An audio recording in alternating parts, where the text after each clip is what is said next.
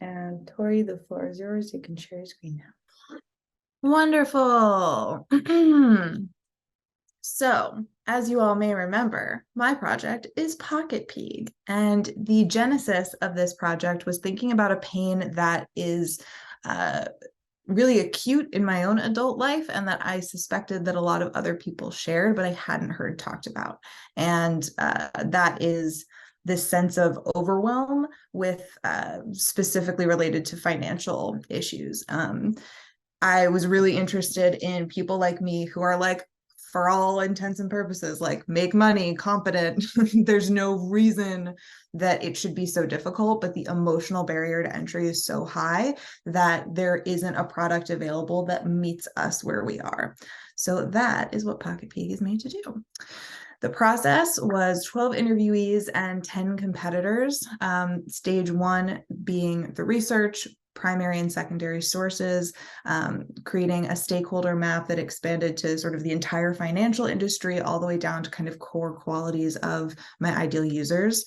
Phase two being analysis, using mechanisms like user type matrix, affinity clustering, and a journey map to kind of start drilling down into, okay, what are the real patterns here, and what did I maybe presume or assume. One big thing that I found is while I expected to see a very strong correlation between avoidant behaviors and intense physical reactions to the emotions, that didn't come up for most people. The sensations that they needed to overcome were kind of much more run-of-the-mill anxiety rather than like feeling heart palpitations or something like that. So in defining the MVP, I identified the ideal user persona, which I'll talk about in a little bit, that had the most acute pain, and through the impact matrix, started to nail down what exactly this thing needed to do. And basically, I wanted it to combine literacy and habit building, because usually those are two mechanisms that are separated. So you've got like, this is my habit tracker, or this is my Rosetta Stone sort of thing. And being able to meld them, I felt would be useful in kind of getting people actually on the path of like walking a new talk sort of a thing.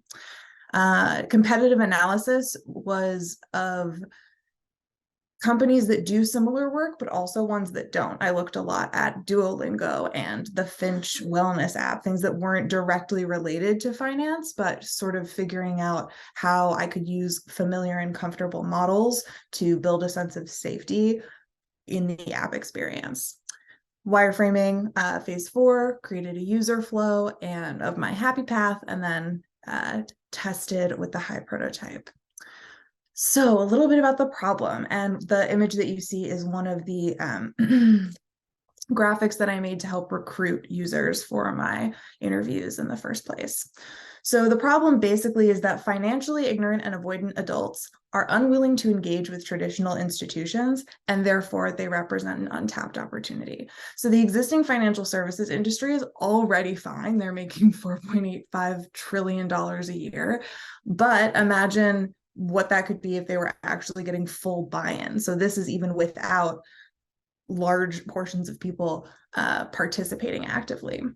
So some statistics that guided my understanding of the financial opportunity were that of like 209 million US adults, 59% of them want to get financial advice but don't know where to go. So that's a huge opportunity in and of itself, of people who are maybe feeling like they're feeling the pain and not being able to solve for it. 43% of American adults are not financially literate. 35% report feeling stressed or overwhelmed by their finances. And 85% of Americans own smartphones and would be eligible for our app. So by all of those standards, of the 73 million who feel stressed and overwhelmed, 85% of those, that's 62 million people who are eligible technically to be interested in our app. Let's say we only had the potential to capture and resonate with 0.001% of those at $3 a month for 12 months.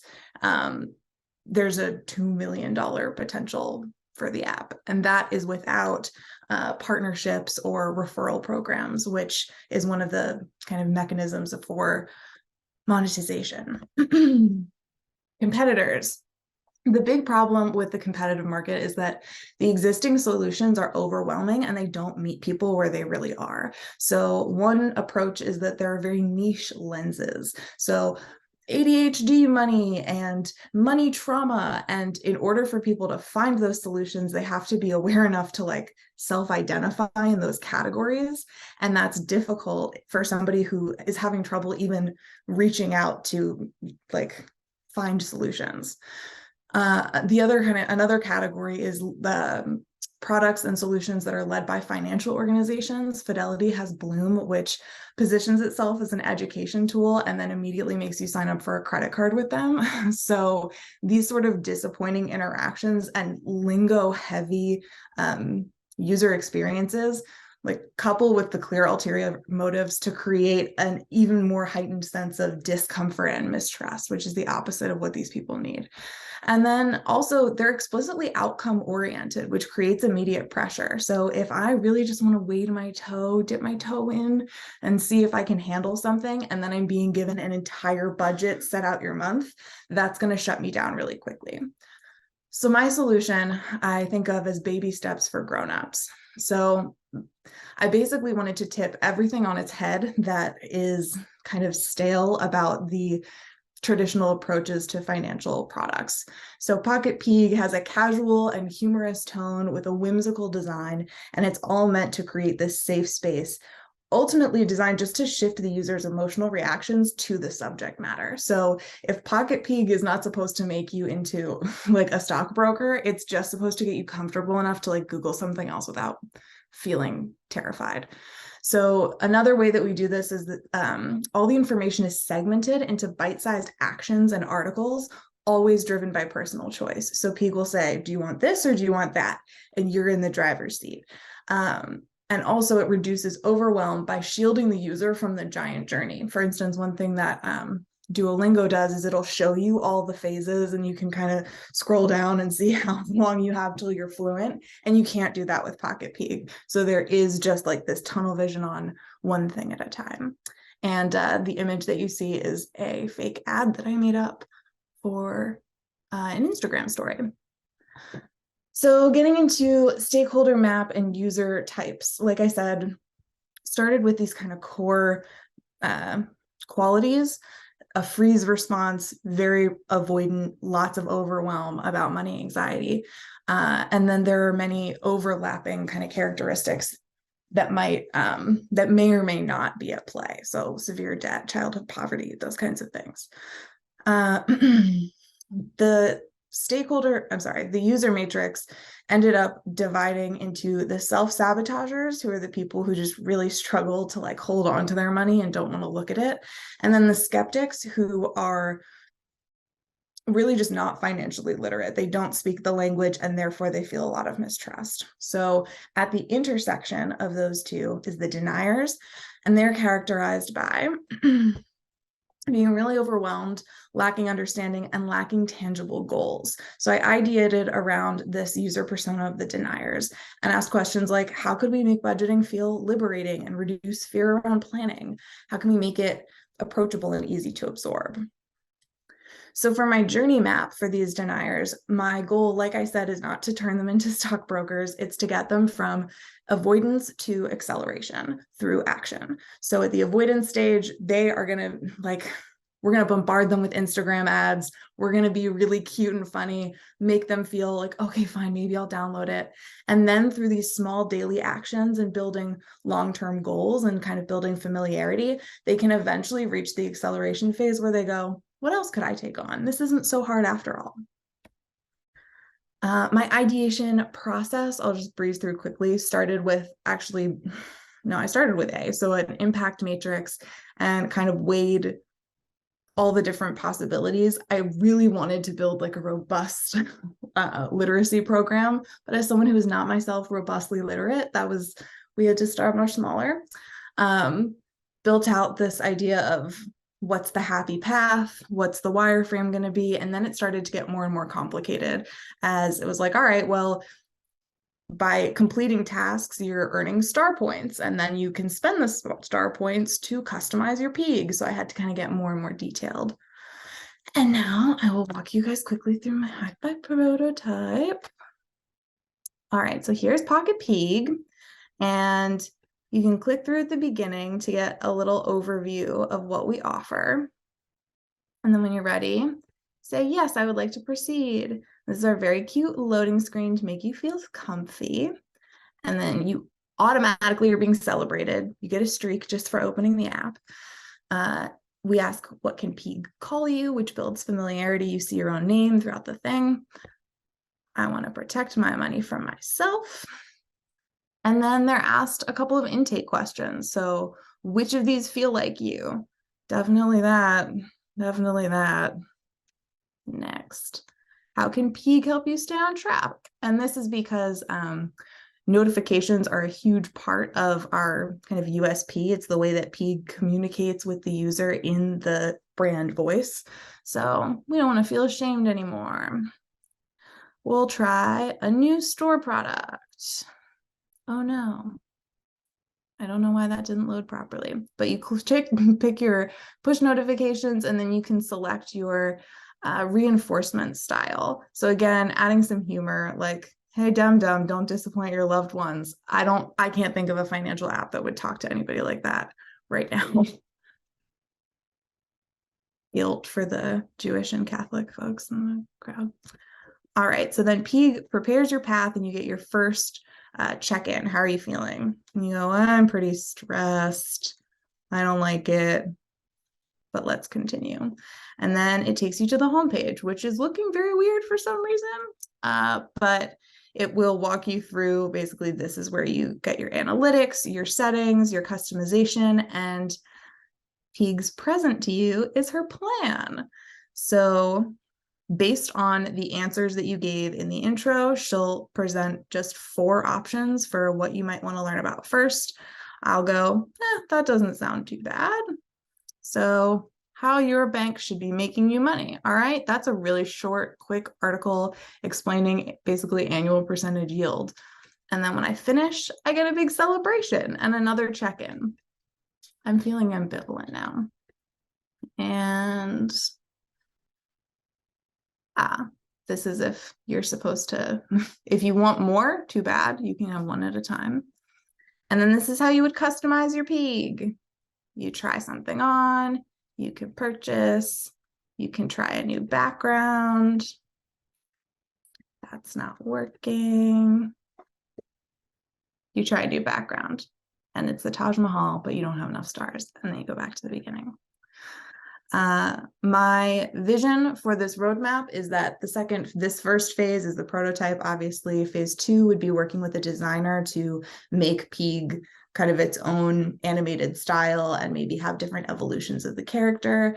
Phase 3 would be getting a financial expert to build a much more robust curriculum. And then phase 4 would be a development expert to make the algorithm more and more complex, to be able to respond to more and more nuanced influences, basically. And finally, monetization. So like we talked about, financial institutions that are already losing out on these customers might be interested in using it as a pipeline or referral program. Existing apps that I modeled off of, Finch and Duolingo being 2 of the primary ones, maybe they want to build a financial literacy version of their app, and this would be appealing to them. Or the freemium model, which is what I use to calculate the financial opportunity, never exceeding $3 a month, because charging people a lot to learn about finance feels really backwards. So in conclusion, here are my colors and another sample ad. Ideally, it leaves people feeling kind of tickled pink, and feeling like finances are not so deadly serious. And if we can crack that, they can kind of gain the confidence to excel in other areas of finance. The end.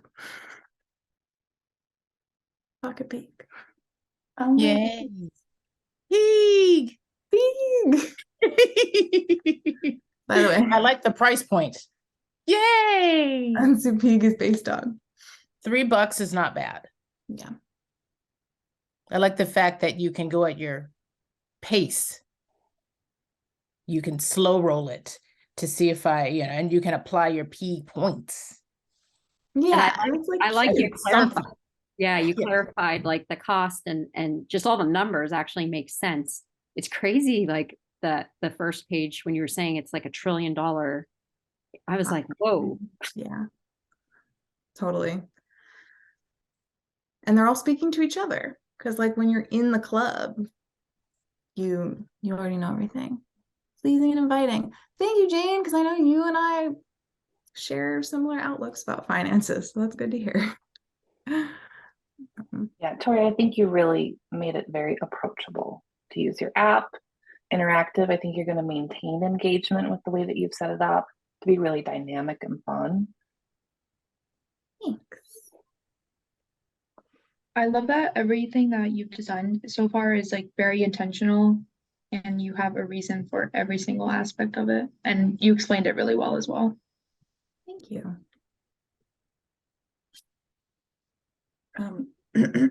Sorry, my children.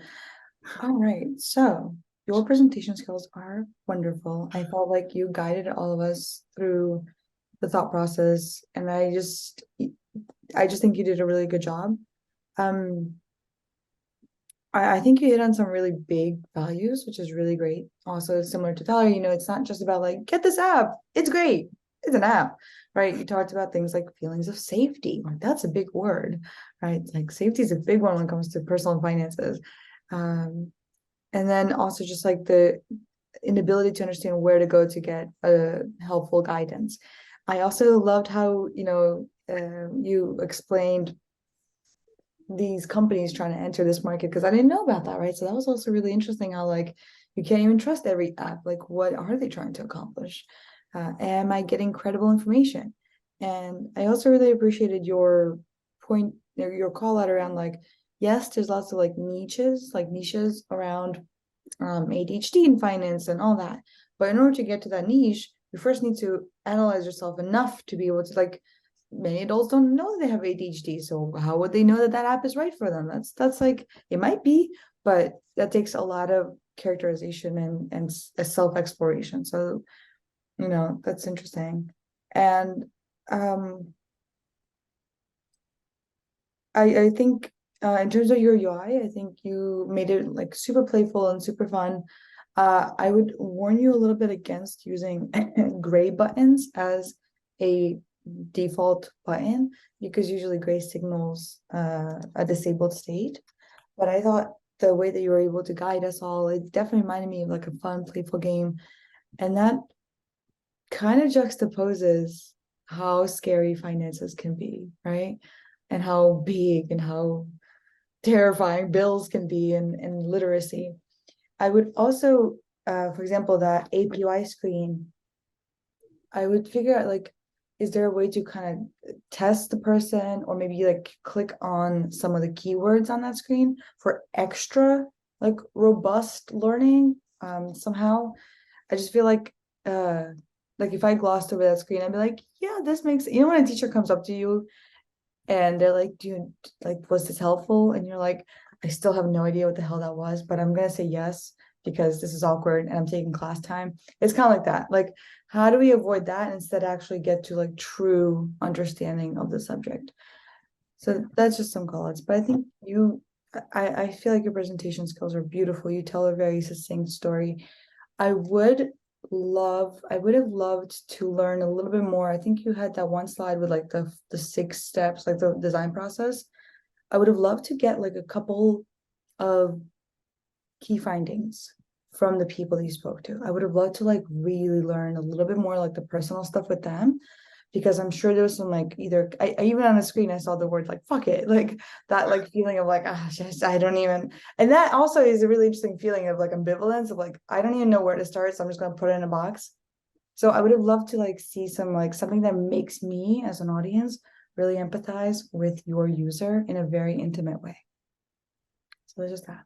I think you did a great job. Thank you.